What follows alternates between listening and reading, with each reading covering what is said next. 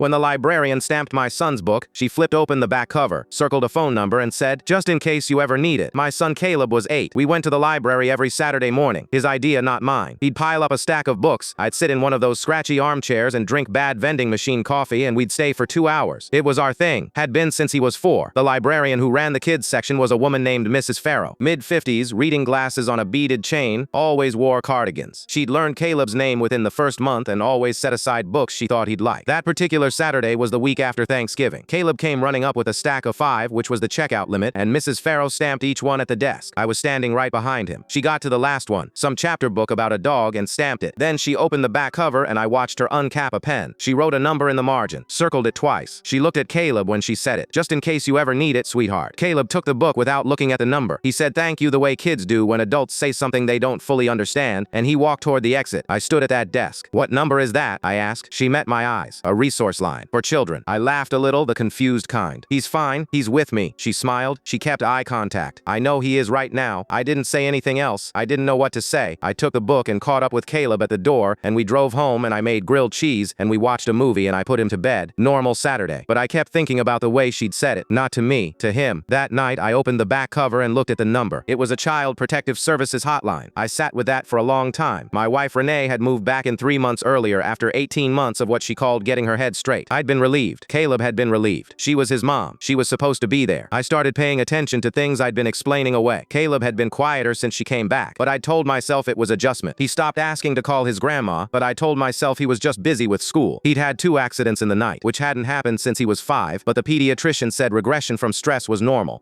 The next Saturday, I dropped Caleb off at my mother's and I went back to the library alone. Mrs. Farrow was shelving books in the kids section. I waited until the room emptied out. "Has he said something to you?" She wasn't surprised to see me. She took her glasses off. "Nothing explicit," she said. "But I've worked here for 19 years. She paused. "He comes in every week. I know his face." Something changed in September. September was when Renee came home. I drove to my mother's. Caleb was in the backyard. My mother pulled me into the kitchen and closed the door, and I asked her if she'd noticed anything. And before I finished the sentence, she was already nodding, and the look on her face told me she'd been waiting for me to ask. She told me about a Tuesday 3 weeks before when she picked Caleb up from school because Renee forgot. When she buckled him in, he'd said, "Grandma, what happens if a mom does something that hurts?" My mother had thought he meant physically. She'd asked where he was hurt. He'd said, "Not me." She said she didn't know what to do with that, and she didn't want to make assumptions, and she'd been trying to figure out how to tell me. I went back outside and sat down next to my son in the grass. "Hey, bud," I said. He started picking at the grass. "You know how you can tell me anything." He nodded. Then he said quietly, without looking up, "She told me if I told you she'd leave again and it would be my fault." I pulled him into my lap and held him, and I didn't say a word. 3 days later, Renee came home to a CPS caseworker sitting at our kitchen table.